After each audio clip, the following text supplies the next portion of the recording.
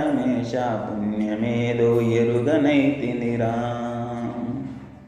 గంగ చేస్తే పుణ్యమాయే లేకపోతే పాపమాయే.